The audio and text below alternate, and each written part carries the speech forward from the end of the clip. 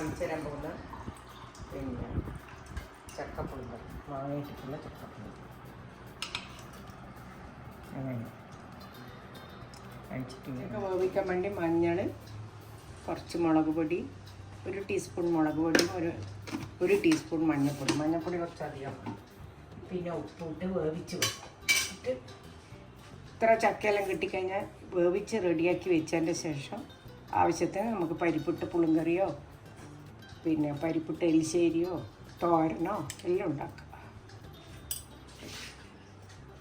ഇങ്ങനെ വേവിച്ചിട്ട് നിങ്ങൾ ഫ്രിഡ്ജിൽ വെച്ച് കഴിഞ്ഞാൽ ആറിക്കഴിഞ്ഞിട്ട് ഫ്രിഡ്ജിൽ വെച്ച് കഴിഞ്ഞാൽ ആവശ്യത്തിന് നിങ്ങൾ എടുത്തിട്ട് പുളിങ്കറി വേണമെങ്കിൽ പുളിങ്കറി, പരിപ്പിട്ട് കറി വേണമെങ്കിൽ അത്, തോരൻ വേണം തോരൻ, എല്ലാത്തിനും പറ്റും.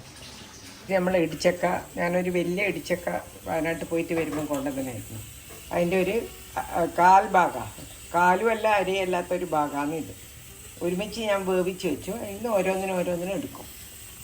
അതിൻ്റെ കൂടെ ഒരു ഫുൾ മാങ്ങേൻ്റെ ഇതേപോലെ ചെത്തിയിട്ട് ഇതായിപ്പോയി.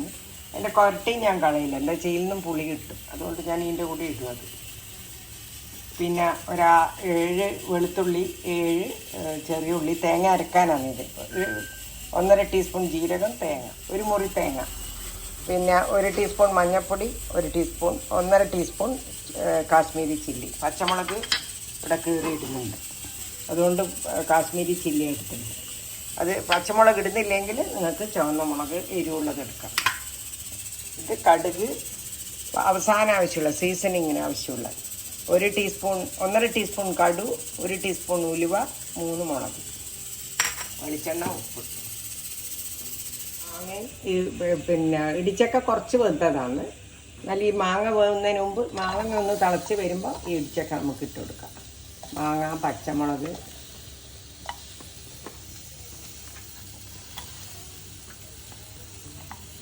കുറച്ച് കരിവേപ്പില,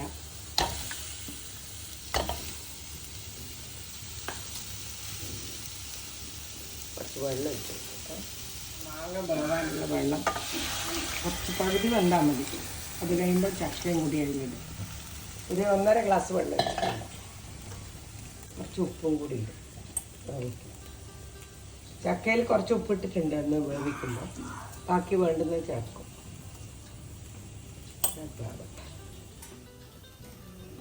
കൊണ്ട് ഇതിന് അരപ്പിനുള്ള സാധനം എടുക്കും.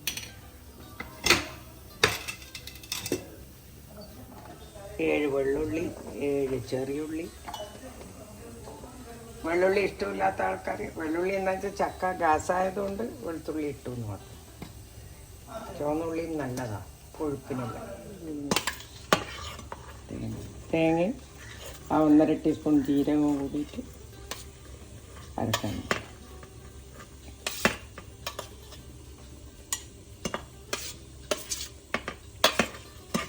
ഒരു മുറി തേങ്ങയുണ്ട്.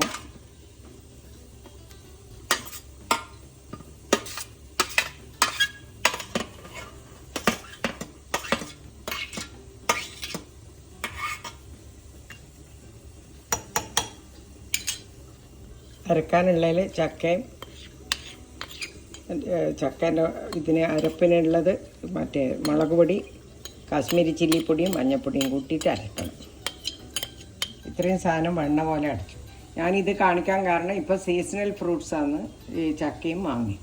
ചക്കയും മാങ്ങയും കൂടി ഇട്ടിട്ടുള്ള പുളിങ്കറി വളരെ വൈറ്റമിൻസുമാണ്. ചക്ക എന്ന് പറയുന്നത് അതിലപ്പുറം എല്ലാം. ഒരു 1/4 ഗ്ലാസ് വെള്ളം ഞാൻ ഇതിൽ ഒഴിക്കുന്നുണ്ട്, അരക്കാൻ വേണ്ടി മാത്രം. തിളപ്പിച്ചാറിയ വെള്ളം, ഞാൻ എല്ലാത്തിനും തിളപ്പിച്ചാറിയ വെള്ളം ഉപയോഗിക്കുള്ളൂ. ഇനി ഇത് അരച്ചെടുക്കണം.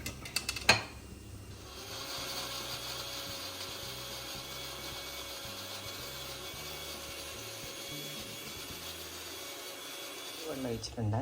ഒരു 2-2.5 സ്പൂണേ ഉണ്ടാവും. 2.5 ടേബിൾ സ്പൂണേ വെച്ചിട്ടുണ്ടാവുള്ളൂ. അരക്കുമ്പം കട്ടിയായിപ്പോൾ ഉണ്ടാകും വെച്ചിട്ട്.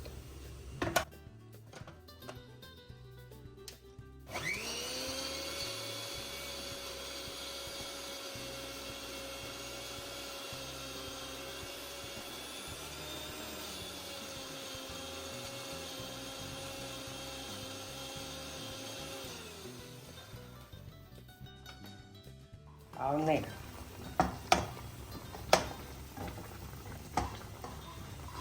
ഒന്നും കൂടി ആകുമ്പോഴേക്ക് ഞാൻ ഈ ചക്കയും കൂടി ഇട്ട് നമുക്കിതിലേക്ക് ചക്ക ഇടാം. കുറച്ചും കൂടി വെള്ളം ഇട്ടിട്ടില്ല.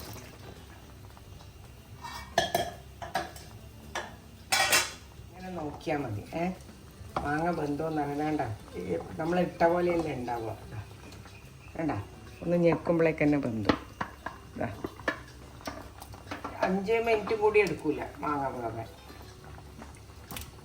മാങ്ങ വെന്തിട്ടിട്ടില്ലെങ്കിൽ ചക്ക പകുതിയല്ലേ വേവിച്ചിട്ടുള്ളൂ, ബാക്കി ഇനിയിൽ കിടന്ന് വേവണം.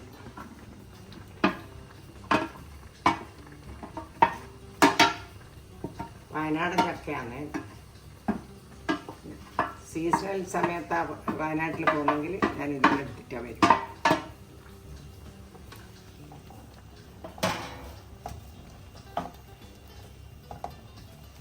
ചക്കയും മാങ്ങയും കൂടി പുളിങ്കറി. വെള്ളം കൂടി ഒഴിക്കുന്നുണ്ട്, തിളച്ച വെള്ളം. മതി. ഞാൻ നല്ലോണം വെട്ടി തിളക്കട്ടെ, എന്നിട്ട് തേങ്ങ ചേർക്കണം.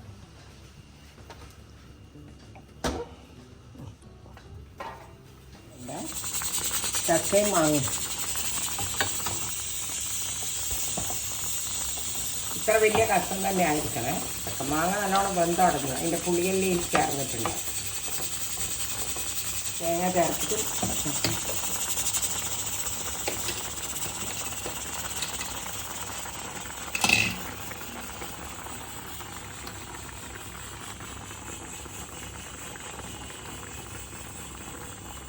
മിക്സി കഴുകിയിട്ട് ഒഴിക്കുന്നുണ്ട്. തേങ്ങ മുഴുവൻ പേസ്റ്റ്.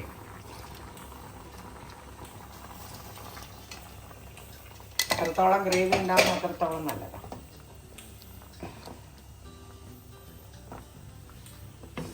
തേങ്ങ, ജീരകം, വെളുത്തുള്ളി, ചുവന്നുള്ളി, പിന്നെ മഞ്ഞൾപ്പൊടി, ലേശം കാശ്മീരി. അതുകൊണ്ടാണ് കാശ്മീരി ചില്ലി ഇട്ടുണ്ടെന്ന് ഈ കളർ. ചക്ക കൊഴുപ്പാണ്, അപ്പം വെള്ളം ആവശ്യത്തിന് നോക്കി നോക്കി വയ്ക്കണം. മാങ്ങയും കൊഴുപ്പാക്കും, അപ്പം അതിനനുസരിച്ച് വെള്ളം ഒഴിച്ചു കൊടുക്കണം.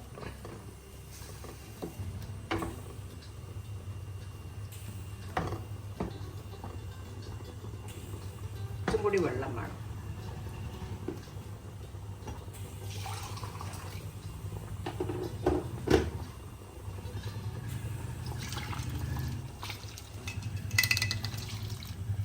അപ്പം ഞാൻ ഒട്ടാകെ 4 ഗ്ലാസ് വെള്ളം ഒഴിച്ചു. കൊഴുപ്പിനനുസരിച്ച് വീണ്ടും വീണ്ടും ചേർക്കാം. വെള്ളത്തിൻ്റെ എല്ലാം കണക്ക് നിങ്ങൾ നോക്കി നോക്കി ചെയ്താൽ മതി. ഞാൻ ഒഴിക്കുന്നത് തന്നെ നിങ്ങൾ ഒഴിക്കണമെന്നൊന്നുമില്ല. അത് അറിയുന്നവർക്ക് അറിയാലോ. അപ്പോൾ വല്ലാണ്ട് കട്ടി വരുമ്പോൾ നമ്മൾ തിളപ്പിച്ചാറിയ വെള്ളം ചേർക്കാവോ, അല്ലെങ്കിൽ കറീൻ്റെ ടേസ്റ്റ് അങ്ങ് പോകും. ഇനി ഉപ്പ് നോക്കട്ടെ, വേണമെങ്കിൽ ഉപ്പിടാം.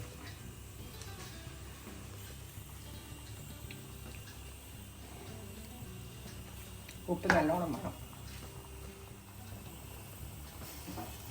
ഉപ്പ് 1 ടീസ്പൂൺ ഇടുന്നുണ്ട്. ഒരു അരിയും കൂടി, എന്നാലേ ശരി.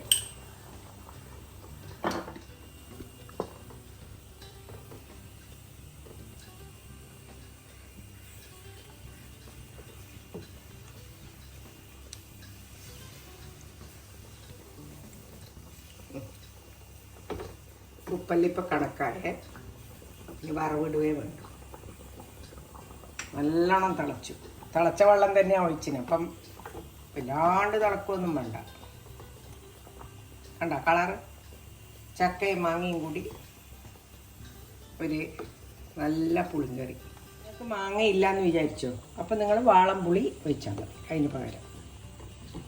എല്ലാവർക്കും മാങ്ങ കിട്ടണമെന്നില്ലല്ലോ, ഇവിടെ നമുക്ക് സീസണൽ ആയതുകൊണ്ട് കിട്ടുന്നുണ്ട്. ചക്കയും മാങ്ങയും കൂടിയിട്ട് ഇടുന്നതാണ് ഏറ്റവും ടേസ്റ്റ്. കഴിഞ്ഞു ഓഫാക്കുന്നു. 1.5 ടേബിൾ സ്പൂൺ വെളിച്ചെണ്ണ വെച്ചിട്ടുണ്ട്. ഇതിനൊരു കളിയുണ്ട്, അവിടെ നിന്ന് ഇങ്ങനെ കളിപ്പിക്കും നമ്മൾ.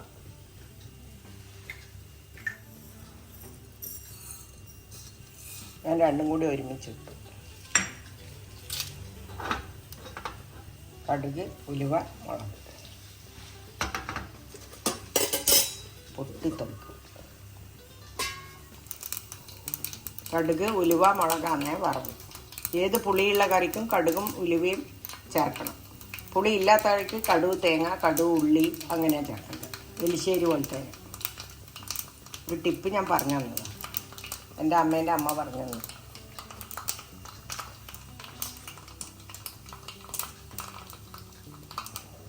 എൻ്റെ മൂത്തായിട്ടിന് ഭയങ്കര ഇഷ്ടമായി പുളിങ്കറി.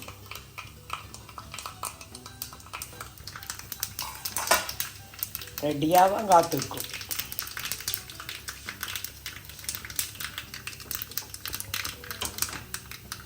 കഴിഞ്ഞ് ഓഫായി അറുപടുന്ന